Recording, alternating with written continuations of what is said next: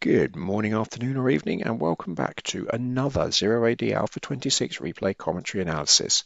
So if you enjoyed Umbritu smashing me with his rolling catapult crush last week, then hopefully my efforts to counter that with an updated strategy and tactics this week will be of interest. So with Umbritu at this point rated at 1478 and me coming in slightly behind at 1468, let's have a look at how I aim to stop his juggernaut and then see whether it worked. And welcome to the game.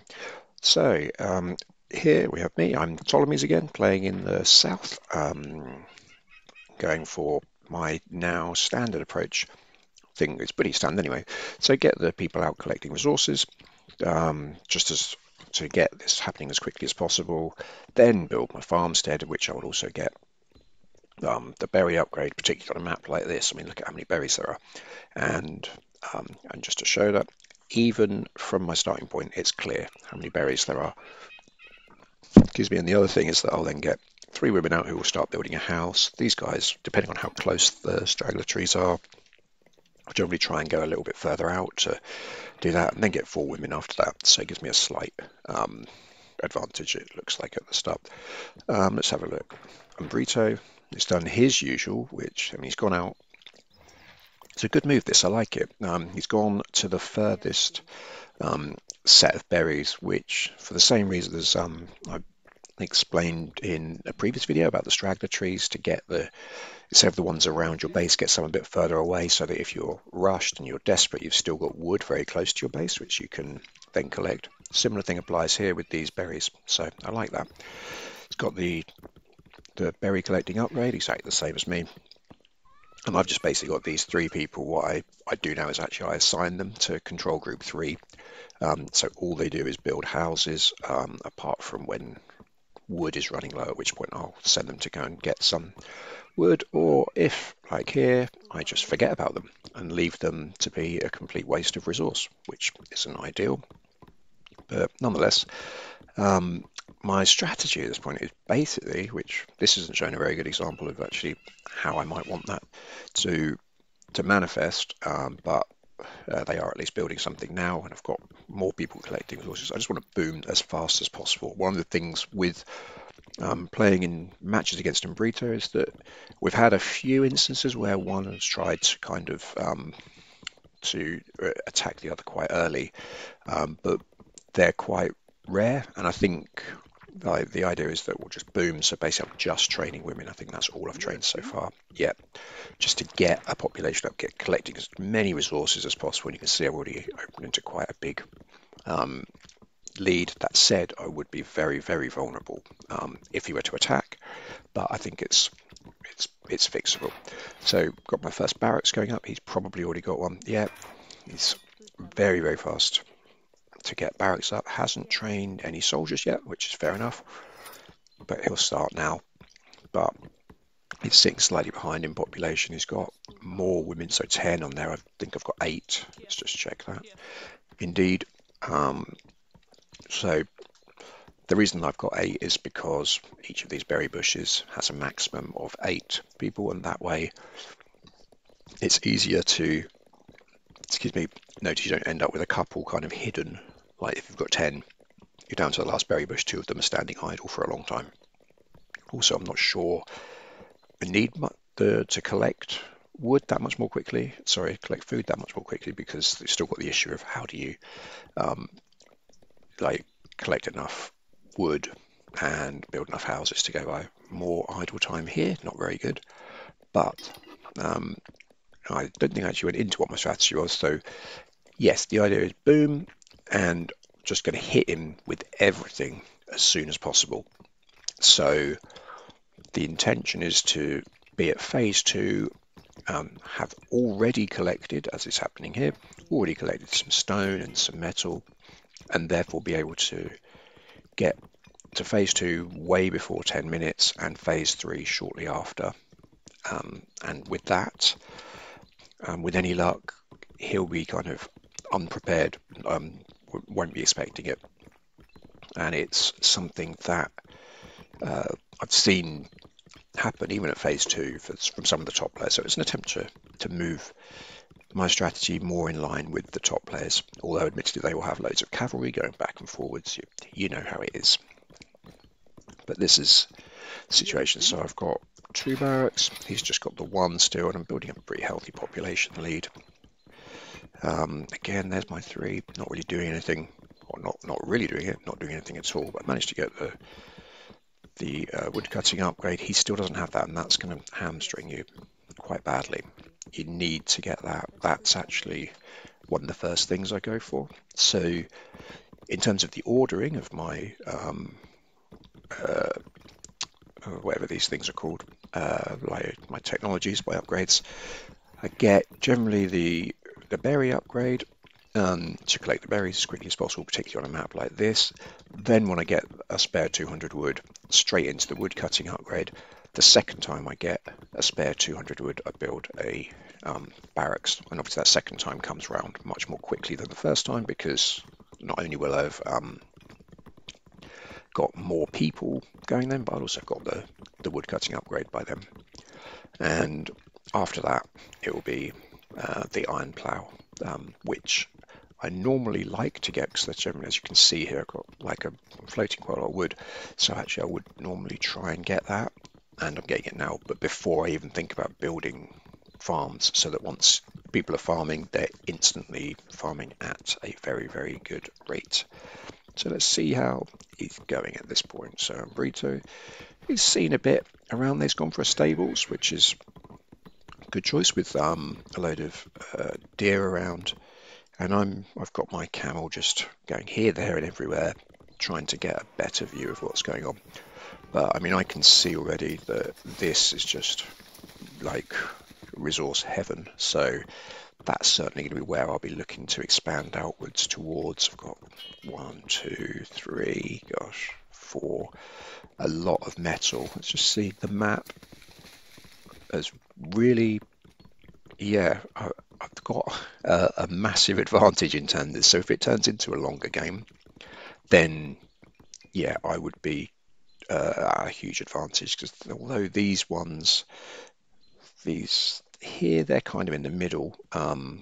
The others definitely are much more on my side, and he's got little bits of wood, bits of stone. I mean, he starts with 2 stone and 3 metal inside his base, so actually that's pretty good, and I start with just 1 of each. So maybe it's not actually as unbalanced as it first seemed, but from his point of view, he can turtle. He's got all the resources he needs. I'll go 4 metals. Yeah, I take it back actually. I feel like he's done pretty well out of this. But I've already in a population lead of almost not 200, that's ridiculous, of 20. He's had a bit of his things have stalled, which isn't good. He's also he's going to have trained 10 cavalry, so he's going to need to think how to continue to utilize those once all these animals are gone, because although he's got plenty of animals around there, but they're useful in terms of food collection, but he's not utilizing them really beyond that. I've already gone to phase 2. He's just going now to phase 2, but he's already about 30 population behind. I've really just wanted to push to go as quickly as possible, and to be at phase 2 in around 7.5 minutes is pretty decent for what I want to achieve in this game. So happy with things so far.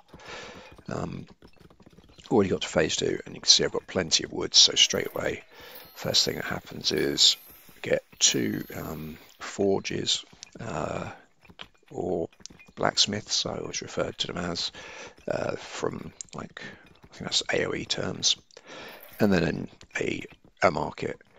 And once those guys are going, once they're already built, let's have a look. We're on 2 each on those. I need to get some metal coming, because these guys are on stone. There's 20 of them. Got another 5 women trying to get my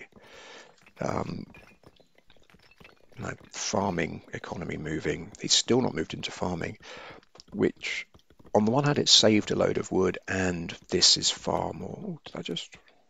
Oh, that's quite cool. They managed to get all the way around the back and didn't see any. There were not any soldiers in us. There were, and yet somehow they just left us alone. Got very fortunate there. But yes, this is quicker than farming, and that in itself is a great advantage. But you do have to keep kind of monitoring because these run out very quickly. So yes, you can save wood and have more food collected more quickly with fewer citizens, but it involves a lot more micromanagement. So once you're onto farming, you can just leave these guys, and it's not like in Age of Empires where you need to rebuild your farms once they're out. That's it, you're done. So what I will look to do, I've already got the first upgrade coming. That's the key thing now, is to try and get those upgrades as quickly as possible, because I want to be able to build rams. I mean, we're going against Seleucids, so the only swordsmen they're going to have are those that are from the military colony and or as champion swordsmen. So then for that reason, the time is of the essence, because the rams will just melt under champion swordsmen. It's like they're not even there. A few hits, dead. So you need to make sure you've got plenty of them to either overwhelm the amount of swordsmen there are, or get it before there really are any swordsmen. And that's going to be my aim. At the moment, I'm hoping, to get to phase 3 not too long off now. I've got all the buildings that I need. It's just collecting the resources. And I don't think I've done any trading, which is a bit of actually not really have much spare in terms of spare resources, but could have traded. Because one of the advantages that I think is quite often missed in trading is, say you've got plenty of food or wood, trade them for one of the mineral resources, because it doesn't only get you to where you need to be to progress to phase 3 more quickly. It then means that your opponent can't do that, because then the prices change. So once the market, they're kind of not the specific actual market we're talking about in terms of this building, I mean the market for metal, metal becomes more expensive because you've already bought a load of it, so supply is lower. And equally, if you've used food or wood, generally supply of those is much higher, so it means that your opponent's not able at all to take advantage of that. And so I'm just, there you go, that should be, going to phase 3. How many fields do I have? 11. I like to have, I'd say, I'm 5 people short for that though, for that extra one. 218, max pop 300. Let's have a look at his things. He's got everything he needs to progress, but a lot of people coming around not really. Yeah, he's not got any metal. Is that because? No, it's not because he's gone and done a thing. Yeah, he needs to really speed up. Only just transitioning to farms now. Hasn't got even the first farming upgrade. So he's got plenty of food, so it's not really a problem, but he is also way down on what you would want to have. I mean, he's unfortunately managed to house himself, which he's trying to deal with now. But he's floating so much in terms of wood and food. Yeah, could easily have more of these going. And more just generally of everything to try and boost that population more quickly. I think we were on 3. Yeah, 3 each. But in terms of infantry, you can see, he's got some cavalry, but who cares really at that point. Now I'm getting, this means I'm at phase 3. So after 12 minutes and 15 seconds, which is pretty nice, this is probably my favorite building in the whole game. It gives you money off upgrades. So although that does have the flip side of that, is that it means that I tend to resist buying these, because I'm like, so it can also lead to quite negative things in terms of I won't now click this upgrade until that's finished, because I want to get the better price, I want to get it more cheaply. which, okay, fair enough. It saves a bit of metal. When you've got this much metal around, that's not really a problem, so I should just get it going. The other thing that would be helpful is to have more of these, but I haven't got lots. So if I was in Umbritu's shoes, then get 4 of them. Like, you've got plenty of spare wood and metal. You've got plenty of people collecting metal, but he doesn't even have the first economy upgrade for those. I've got the up to the second ones, so I'll be collecting much more quickly. So that's a real oversight on his part. He needs to be doing. If you want to get your metal and your stone more quickly, then get those upgrades, and they're really important. See, that is the one thing that I didn't wait for this for. I wanted to be able to make sure I got those as quickly as possible. And that's one of the reasons that even if I'm not playing as a faction that has what they call has slingers, like if you are playing as slingers, you're going to need to collect some stone because chances are they're your only range troops. So you need to be able to have range troops.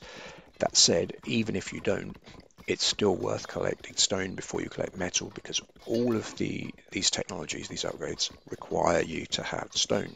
So the more stone you have, the more quickly you can collect the other resources. So yes, it's true also that you need metal, because you need metal to farm more quickly and you need metal to chop wood more quickly. But in terms of collecting those resources, which are going to be important for creating your war machines, your siege engines, your champions, and key buildings as well, like your barracks, you want to get more of those. So in that phase 1, I would still, chances are, be looking to collect stone regardless. So even if you're playing as someone that has no slingers, it's still worth it, because chances are, unless you're playing as one of the like Morians or Gauls or whoever that don't require stone for their barracks, you'll still need it to get a decent amount of barracks. You'll need it to get catapults. You'll need it to build a fortress, and so on and so on. So still, I mean, you can see I'm already partway through the second thing. Now that I do have probably enough wood, I should be trying to build more of these to get this, but I'm rapidly approaching a much stronger position. So I've gone for 3 rams, set them to come out to here. My infantry, my population is about 50 approximately ahead, and he's managed to get himself housed again, which is a real very negative thing to have happened. Now, one of the things that is also worth bearing in mind, is one of the things that people struggle with, and I am one of those people, is if someone starts to attack you, the most important thing is to collect all your soldiers up and bunch them together, even if that involves losing 20 or 30 because you're just running away, getting shot in the back. There's no point trying to hold the line with 150 soldiers against 30, because they will just die. So you need to be doing that, and this is the advantage of being the one doing the attacking. So as you can see, I've got 180 through, take those 3 off. What is it, 180 soldiers, 3 rams, and it's 16 minutes in.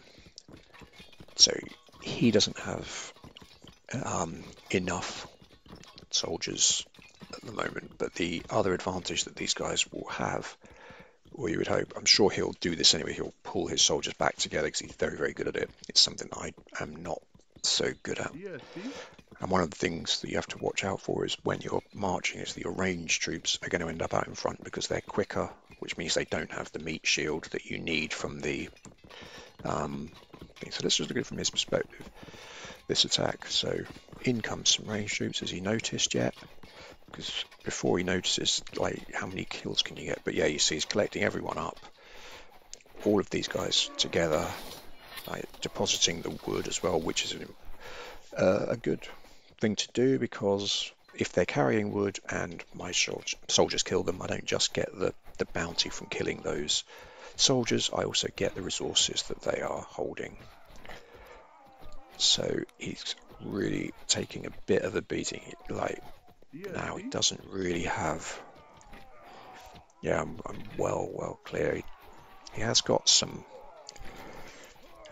pikemen. He's pulling everyone back to try and again get close to his fortress and his civic centre, but you can see with the military upgrades just how far ahead I am, and my main aim is I want to stop him from being able to create any of those catapults, because once he gets the catapult or gets some siege weapons going, then I have to completely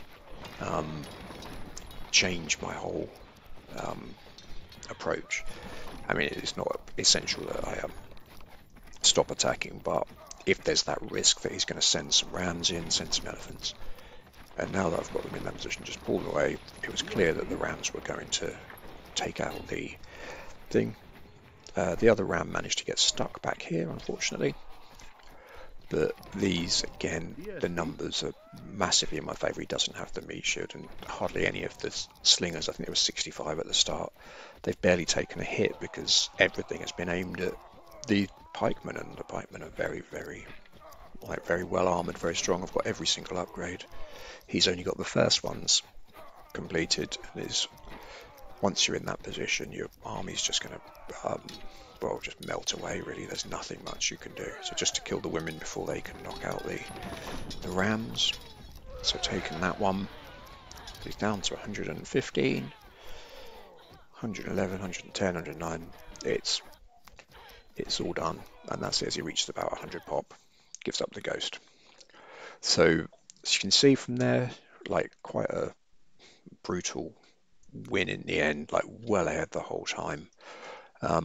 And it was all about pace, attacking at pace. So it's one of those things I have seen people do phase 2 pushes where it's kind of less expected. People expect attacks right at the beginning of phase 1 with a load of cavalry when you've not really got any soldiers to defend it. People expect it less around that 8 or 9 minute mark, where the other one might have just moved to phase 2, but you can get yourself in a very strong position by getting to phase 2, having got, say, all of the military upgrades there, and grouping your army together and just going at people. So that was it. I managed to get my revenge by being very fast, but that in itself means that the other player is just going to be very fast. So it's not exactly foolproof. But nonetheless, hope you enjoyed that. And as always, like, subscribe, do all those sorts of things. Always helpful. And obrigado e adeus.